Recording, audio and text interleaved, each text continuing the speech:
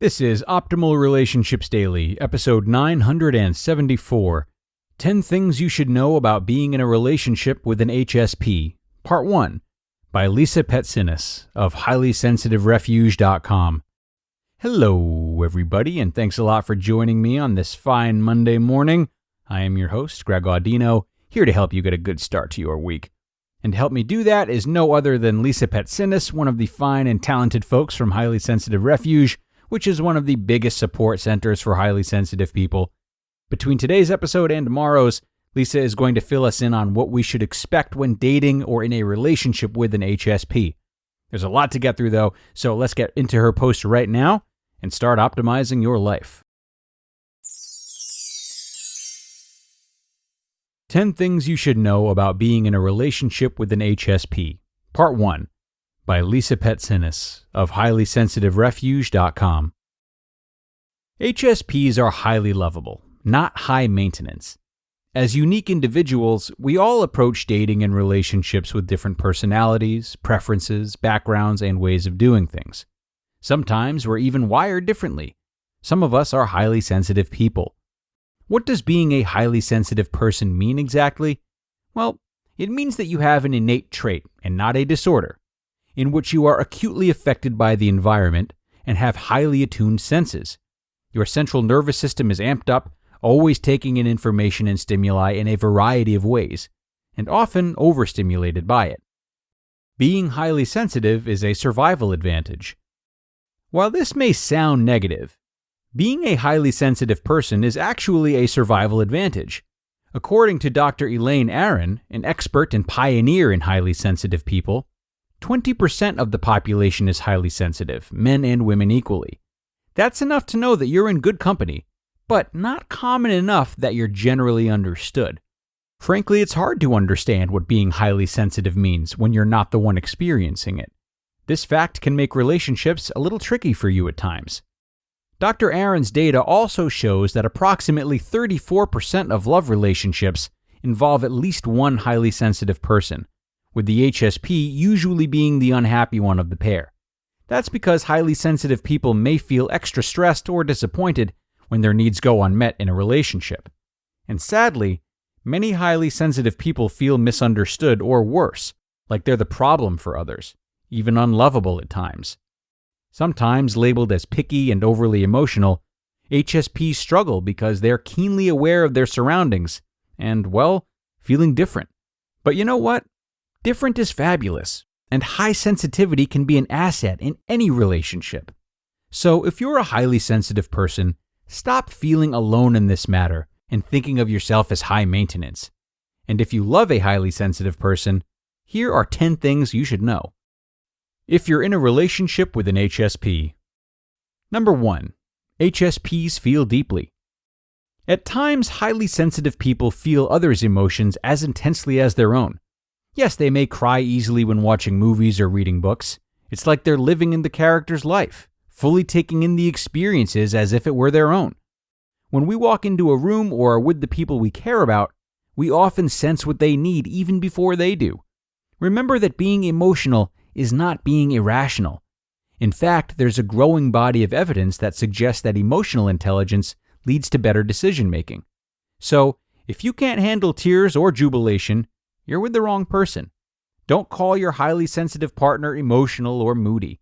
Instead, see their empathy as a gift and an innate ability to be there for people in need. They'll be there for you when you're down or confused. And when you've hit a high, they'll be elated along with you too. Number 2. HSPs have acute hearing.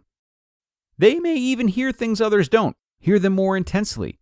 This includes sounds of bubblegum chewing, the rattling of keys, or background noise when they're trying to concentrate. As a highly sensitive person myself, I remember so clearly the time the house alarm system malfunctioned, and the alarm rang for 2 hours straight until I finally ripped the wires apart in desperation. I thought I would die from the shrillness and force of the sound. The neighborhood dogs and I suffered profusely that night. But just as a highly sensitive person's acute hearing can bring discomfort, it can be a blessing. Think Wolverine. This superhero can hear at a much greater distance than regular humans. In fact, his hearing is so fine that he can use it to react more quickly and gain knowledge sooner than others, even using it as a lie detector. Aside from the practical survival advantages, the HSP's super-sensitive ears allow them to enjoy fine symphonies and soulful ballads. They will melt if you write them a song on your guitar. But do your highly sensitive partner a favor and try not to startle him or her, unless you want them jumping into your arms. Number 3. HSPs can have delicate taste buds and food sensitivities.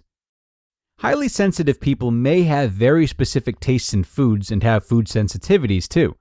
Imagine not being able to eat anything you want and seeing others delight in a buttery lobster or perfectly al dente wheat pasta. For an HSP, a lemon may taste excessively sour and arugula excessively bitter. But oh, will they revel in the sweetness of one single square of dark chocolate and your kisses that will never be enough.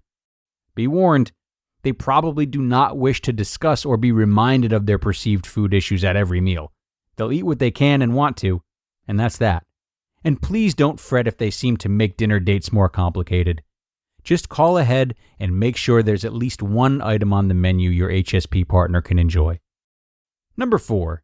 HSPs may have an enhanced sense of smell. If you're dating an HSP, they may sometimes be shy in bringing up scent sensitivities to you.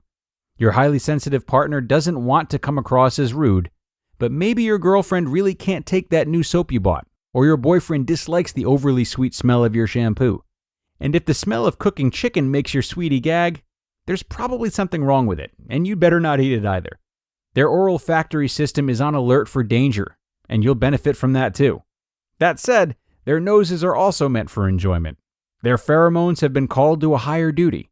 Get the fragrance right, and you'll be in for a passionate night. To be continued.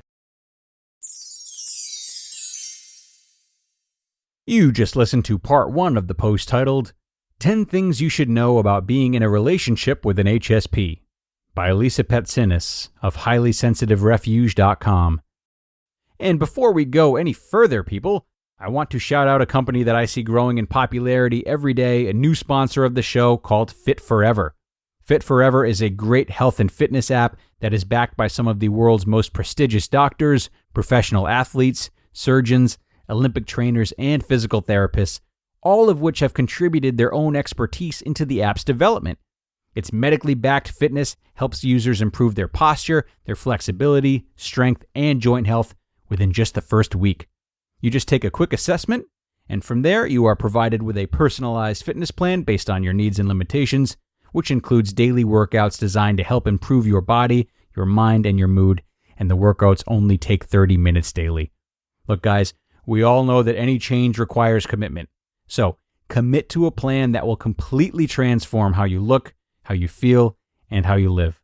Sign up today at fitforever.com for your free 1-week trial, and exclusively for our listeners, Fit Forever is offering 10 years off of their yearly plan, which you can access by using code ORD at checkout. So that would be fitforever.com, and be sure to use that code ORD at checkout.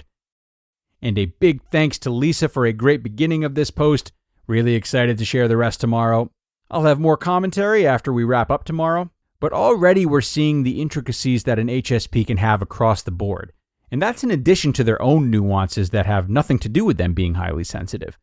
This really encourages people in relationships with HSPs to get to know them fully and be fully investigative of what makes them tick and how to support them. But just a reminder to end on, this is something we should be doing anyway. You know, while dating an HSP might make it difficult to avoid such a thing, it's not something we should be avoiding anyway if we are committed partners. Doing this type of work to know your partner, and more importantly, doing so to learn how to support them in unique ways, is really imperative, needless to say.